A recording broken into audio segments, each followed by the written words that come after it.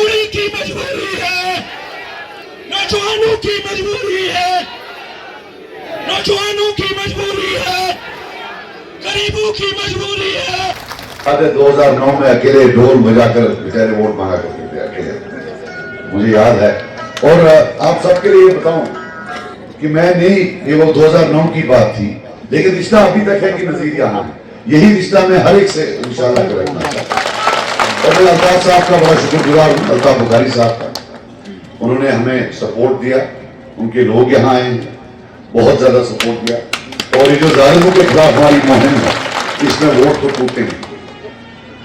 मैं आपको बता दूं कि आज पार्लियामेंट का इलेक्शन ये गैर मामूली है। 2009 के बाद ये पहला इलेक्शन होगा।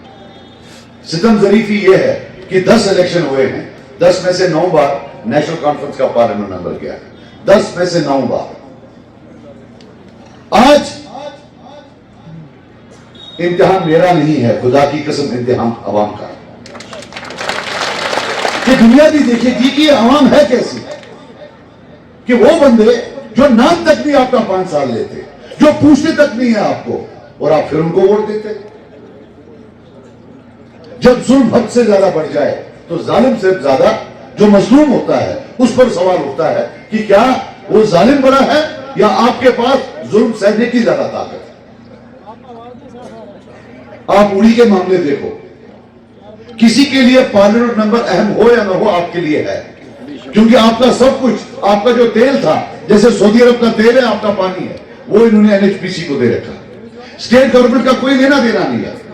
अब सारे का सारा पार्लियामेंट से हो सकता है, हिंदुस्तान के पावर मिनिस्टर से हो सकता है कि साहब हमसे ये वादे किए गए थे, लेकिन वो वादे तोड़े गए, कि साहब हमारी जमीनें ले गए, कि जनाब हमें इसमें काम करने नहीं देते, मुलाजमत में हमें कोई फायदा नहीं आया। लेकिन आप ही बताओ, सब चीज छोड़ो, राज्यसभा के मेंबर थे शफी साहब, मैं उनकी बड़ी इज्जत करता हूं, लेकिन क्या कभी उड़ी का नाम पार्लियामेंट में उठा? आप आरटीआई करें, आरटीआई करें, अगर एक बार उठाया हो, जो मर्जी हो कहें। ये जो बाकी एमपी आए, रोज यहां तशक्कुस की बात करते हैं, हम सब तशक्कुस के हक में हैं। कौन चाहता है हमारा तशक्कुस खत्म? लेकिन जहां बात करनी है, यानी कि पार्लियामेंट, ये बताइए वहां बात की या नहीं की? पिछले 4 साल में मैंने आरटीआई किया तो अल्फाज 370 इन 3 एमपीयू में से किसी ने भी एक बार वहां इस्तेमाल नहीं किया है। सिर्फ आकर यहां हमें धमकाते हैं कि हम तशक्कुस वापस लाएंगे। अल्फाज 370 इन्होंने 3 साल में कभी इस्तेमाल नहीं किया, सिर्फ अखबारों में बयान देते हैं। भाई मैं आपको एक बात बता रहा हूं, आपको पता है मेरा गुनाह क्या है? मेरे पर इतने इल्जाम क्यों होते हैं? जरा बोलो क्या? अरे मैंने तो जिद्दोजहद की है, मैंने जेल देखी है, मैंने टॉर्चर देखा है, टॉर्चर। गलती एक है कि गांव का हूं, पहाड़ में रहता हूं, खुदा की कसम यही गलती है और कोई गलती नहीं। और 1 लाख बार मैं ये गलती करूंगा। मुझे फख्र है मैं गांव का हूं, मुझे फख्र है मैं पहाड़ों का हूं। ये सब जो है ये ड्रामा है। शहर में कुछ लोग बैठ के बनाते हो वो ये। उमर अब्दुल्ला साहब का अभी मैं पढ़ रहा था, जब फोन पर कहीं बोला है कि सजाद लोन ने बयान दिया है। एक तो यार एक चीज है, उमर साहब को सब चीज छोड़ो, टरबाज बड़ा है, ये मानना ऐसे कर अल्लाह की समझ मैंने कभी देखे। वो एक कर ऐसा मारता है कि टनल बनाने की जरूरत ही नहीं, वो खुद ही बन जाए। बोलता है कि भाई सजाद लोन को, अब वो बोलता है कि उसको अपनी हार तस्लीम है, उसको मेरे हार से लेना देना, मतलब उमर साहब से। उमर साहब नदामत से कहता हूं, जीतना तो हमें है। मैंने बोला कि अपनी जीत से ज्यादा मुझे आपकी हार में खुशी होगी। ये बोला, और क्यों होगी? क्योंकि आपकी हार में मुझे कम से कम अपने वालिद का वो 1987 का मुंह दिखेगा, जब आप लोगों ने उसको और कितने सारे कैंडिडेट्स को चोरी की और यहां ये बंदूक लाया। मुझे उन बच्चों की, उनके लवाखीरों की आंखों में खुशी नजर आएगी जिनको आपने कब्र में डाला। अरे आपके हाथ खून से रंगे। दिल्ली और कश्मीर की जब लड़ाई हुई, बेटा एक मिनट, जब जब दिल्ली और श्रीनगर का सियासी टकराव हुआ, उमर साहब आप दिल पर हाथ रखकर बताओ, आप कश्मीरियों के साथ कब थे? आप तो हमेशा दिल्ली के साथ थे। सिर्फ जब आप पावर में नहीं होते हैं तब आपको कश्मीरी याद आते हैं, जब आपको ताकत आती है तब आप कश्मीरियों के खिलाफ होते हैं। आप तरह तरह की बातें करते हैं। पहले मुझे यह बताइए, आपका और नॉर्थ कश्मीर वालों का क्या लेना देना? ये गुब्बारा आए थे 6 दिन के लिए, ये गुब्बारा आए थे, और टोकरी होती ना, टोकरी साथ था, उसमें पप्पू का प्लेट था, पप्पू का चम्मच था, पप्पू का कप था, पप्पू की छोटी छोटी सब्जियां, पप्पू के चॉकलेट्स भी थे। यार आप ये देखो, पप्पू का टिश्यू पेपर भी उधर से ही आता है। यार आप हमारी सब्जी नहीं खाते, हमारी चाय नहीं पीते, जिस चम्मच से चाय में वो चीनी को ऐसा करना होता, वो चम्मच भी आप वहां से लाते हैं। क्यों अपने आप को और हमको सबको जलील करते हो? आपका हमारा कोई लेना देना ही नहीं। आप टूरिस्ट, हम गांव के रहने वाले। यार मुझे यह बताओ, जो बंदा हमारा खाना नहीं खाता, हमारा पानी नहीं पीता, हमारी चाय नहीं पीता, उसका हमारा क्या लेना देना हो सकता? यहां उड़ी में आए तो इन्होंने बोला कि भाई सजाद साहब जो हैं अपने वालिद का फोटो नहीं रखते पोस्टर में। भाई साहब मेरे वालिद असल में इलेक्शन लड़ते थे। जब 87 में चोरियों की हद पार कर दी, उन्होंने इलेक्शन छोड़ दिया, वो एक दूसरी सियासत में चले। अपने आखिरी आयाम में वो इलेक्शन नहीं लड़ते थे, वो इलेक्शन बाइकआउट करते थे। तो उनकी यादों की इज्जत करते हुए मैंने सोचा नहीं, मेरा फैसला था इलेक्शन लड़ने का। मेरे वालिद आखिरी आयाम में नहीं लड़ते थे, हो सकता है वो ना इसको पसंद करते, मुझे उनकी शहादत के बाद उनका फोटो इस्तेमाल नहीं करना चाहिए। हालांकि मुझे आज भी पता है कि अगर मैं उनका फोटो सिर्फ चढ़ा दूं तो मेरा 10% वोट बढ़ जाता है। लेकिन उमर साहब, हम बिकाऊ नहीं, हम हर एक चीज नहीं बेचते घर की, आपकी तरह नहीं बेचते। हम दादे की फोटो, बाप की फोटो, हम नहीं बेचते। और उमर साहब एक चीज याद रखना, ये जो टोकरी वोकरी है तैयार रखना। अल्लाह ने हमें कामयाबी दी ना तो 87 के FIR में और JK बैंक के FIR में अंदर पप्पू जाएगा टोकरी लेकर अंदर, याद रखना। भाई साहब आपका मूड बड़ा खराब हो रहा है, क्या बात है? तो मकसद ये है, आप मुझे एक चीज बताओ, ये हर एक पर इल्जाम उठाते हैं। केजरीवाल को अंदर किया नहीं किया, चिदंबरम को अंदर किया नहीं किया, और चीफ मिनिस्टर को अंदर किया।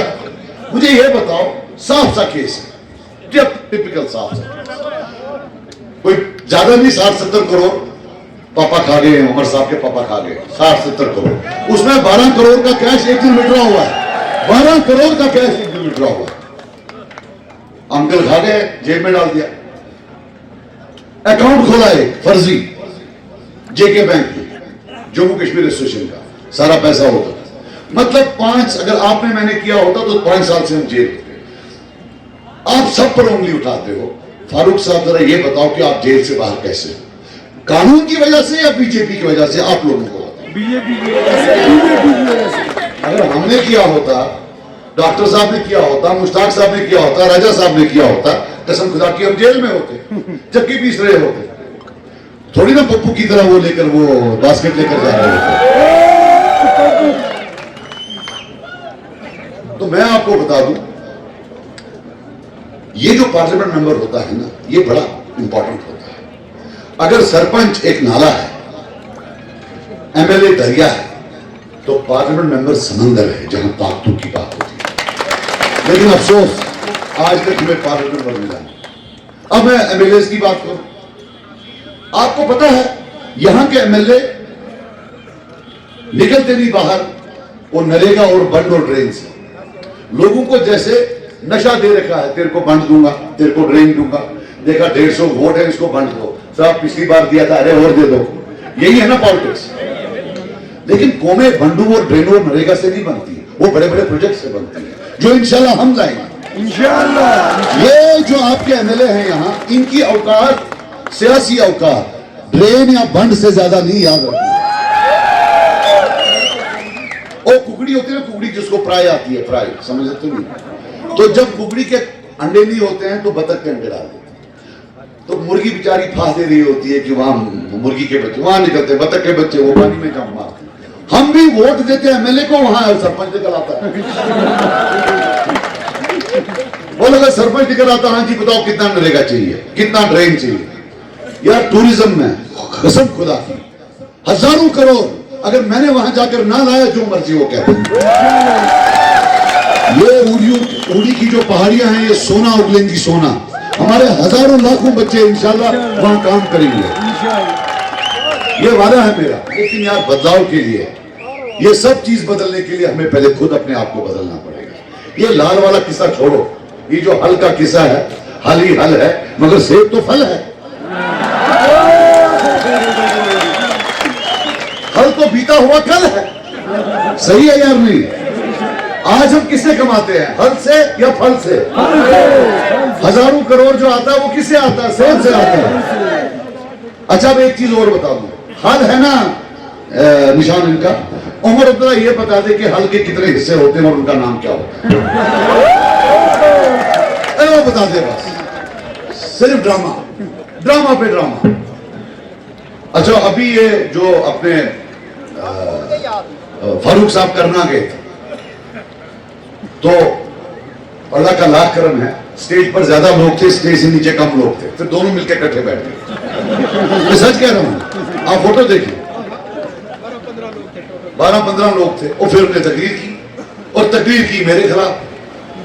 अरे कसम खुदा की मैं देख रहा था कि ये बंदा इस उम्र में क्या क्या जहर उगल रहा है, कितना झूठ बोल रहा है, और हम पर उंगली उठाए, इस्लाम की बात बीच में लाए। अरे साहब हमारा घर शरीयत के अंदर है, हर रिश्ता हर काम जो हम करते हैं शरीयत के अंदर करते हैं। आपने तो कसम खा रखी है कि शरीयत के बाहर ही सब कुछ करना है। और फिर जब हम बोलते हैं, देखो मैं आपको एक बात बताऊं, ये जो लाल वाला है, नेशनल वाला, ये जो डिफेंड करता है, इसको बोलो अब बहुत हो गया, धोखा ना अपने आप को दे ना अपने खुदा को दे। जहां तशक्कुस की बात है, ये सिर्फ समाजी तशक्कुस नहीं, सियासी तशक्कुस नहीं, यह मजहबी तशक्कुस भी है। मजहबी तशक्कुस को हम हमारे अपने तक है ना, अपने आप तक, वो तो बरकरार रखो। आपने मजहबी तशक्कुस उड़ा दिया तो समाजी तशक्कुस क्या बचाओगे? समाजी तशक्कुस हम बचाएंगे इंशाअल्लाह, कश्मीरी कौम का। बाकी झूठ में ना जाना, इस इलेक्शन से निकलेगा डेवलपमेंट और निकलेगी डिग्निटी। जब मैं डिग्निटी की बात करता हूं, मैं बोलता हूं ये एफआईआर का कल्चर खत्म, पुलिस वेरिफिकेशन सिस्टम का कल्चर खत्म। मैं पिछले 4 महीने से बोल रहा हूं और इंशाल्लाह इसके लिए हम पूरी कोशिश करेंगे। मुझे लगता है बारिश बहुत हो गई, बैठोगे? अच्छा एक चीज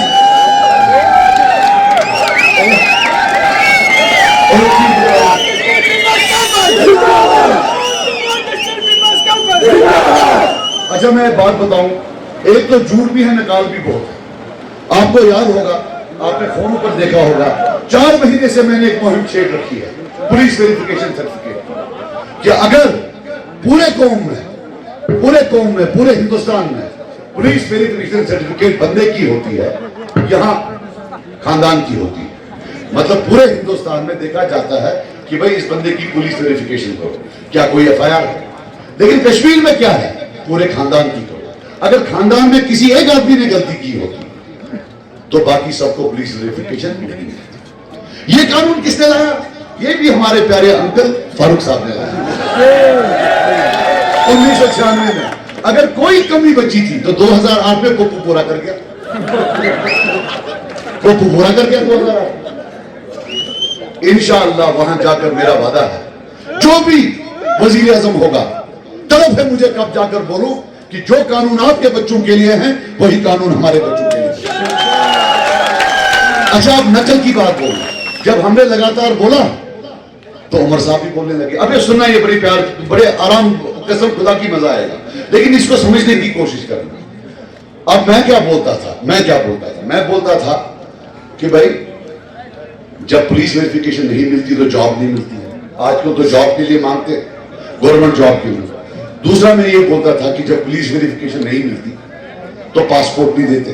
और तीसरा मैं बोलता था कि जब पुलिस वेरिफिकेशन नहीं मिलती तो गवर्नमेंट कंट्रैक्टर कार्ड भी नहीं मिलता। सही है, ये आपको पता है।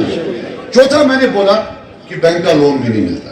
जब मैंने बार बार ये बोला तो जेके बैंक वालों ने मुझे फोन करके बोला कि सर ऐसा नहीं है, हम पुलिस वेरिफिकेशन नहीं मांगते।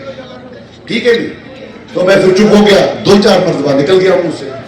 अब उमरुद्दीन का परसों मैंने बयान देखा तो बोलता है यही 4 चीजें कि बैंक का लोन नहीं मिलता। अरे बाबा जी, मुझसे गलती होगी, जो मेरी गलती तूने उसका भी नकल कर दिया, कसम खुदा की। अच्छा ये देखिए आप, वोट दो तो पीएसए लाएंगे, अब वोट दो अब हम पीएसए हटाएंगे। पुलिस वेरिफिकेशन चेंज, वोट दिया तो पुलिस वेरिफिकेशन चेंज कर दिया, अब वोट दो अब हम इसको फिर चेंज करेंगे। एक चीज याद रखना, ये बाल है ना बाल, इस बाल से लेकर पांव के नाखून तक ये पूरा लथपथ है कश्मीरी के खून से, ये याद रखना। अल्लाह ताला इनको कभी माफ नहीं करेगा, न उनको माफ करेगा जो अपने उन बच्चों को भूल गए हैं जिनको इन्होंने कब्र में डाला हुआ है। ये याद रखना। जब से ये लोग आए तो 96 से 2002 7,000 सिविलियन मरा है। 2008 में पहले दिन किसने लाया, 150 बच्चा मरा, मरने के बाद भी नहीं बच्चा। उसके बाद बयान दिया पप्पू ने कि भाई ये लोग तो ड्रग एडिक्ट थे। अरे दूसरे के बच्चे को, 18 साल 20 साल के बच्चे को कब्र के ढाल में, शर्म तो कर, उसको ड्रग एडिक्ट बताता है। और जब पावर के बाहर होता है फिर कश्मीरियों का बड़ा वकील बनता है। ये वो लोग हैं 1992 में बाबरी मस्जिद शहीद हुई, 5,000 मुसलमान मारा गया, शिवसेना वाले साथ, बीजेपी वाले भी थे। पहला मुसलमान लीडर जो बीजेपी की गोद में जाकर बैठा वो फारूक अब्दुल्ला था, 1994 या 95। अच्छा, ऐसा नहीं था कि इनको इनकी मेंबरान की जरूरत थी। नेशनल कॉन्फ्रेंस एक रीजनल पार्टी है, क्योंकि 96 का इलेक्शन तो सिलेक्शन था, इनको एजेंसीज और सरकार ने मिलकर 60 सीटें दी थी, वोट डाले बगैर 60 सीटें दी थी। इनको बीजेपी की जरूरत, इनको खुद मर्जी थी कि हम उनके साथ बैठे, जाके बैठ गए और इतना अच्छा काम किया उन्होंने कश्मीरियों के खिलाफ।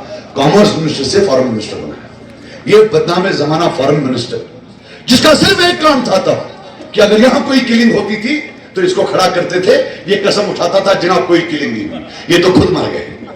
ये बदनाम जमाना फॉरेन मिनिस्टर आज हमको सबक पढ़ाएगा जो तब जेलों में थे, जिन्हें जिद्दत की है। अल्लाह का वास्ता आज सब एक हो जाओ।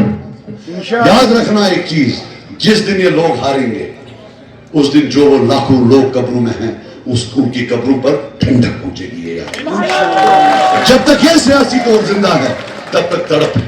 और इनकी हार जो है वो लाचारी की हार है, गुलामी की हार है, टॉर्चर की हार है, पीएसए की हार है, कत्लगारत की हार है, कातिल की हार है। सजाद को तो आप वोट दोगे, पीपल्स कॉन्फ्रेंस को वोट दोगे, लेकिन अल्लाह की कसम अगर आपको इन सब चीजों को हराना है तो 20 मई को 5वें नंबर बटन पर सेव पर दबाइए और इंशाल्लाह फिर देखिए पप्पू और पप्पू का पापा कहां चला जाएगा। ये मेरी आपसे गुजारिशात थी, आप आए, इतनी देर इंतजार किया, किस गर्म जोशी से आपने मेरा इस्तकबाल किया। मैं अपने अल्लाह ताला से दुआ करता हूं या अल्लाह कामयाबी दे और फिर हमें तौफीक दे कि जो इनकी उम्मीदें हैं हम उन पर उतर आए। मैं एक रिश्ता जोड़ने आया हूं पार्टी के बगैर। अल्लाह ताला ने हमें कामयाब किया तो एक चीज याद रखना, दिन रात ये भाई आपके पीछे होगा, जो आपका इंशाल्लाह काम होगा, छोटे से छोटा बड़े से बड़ा।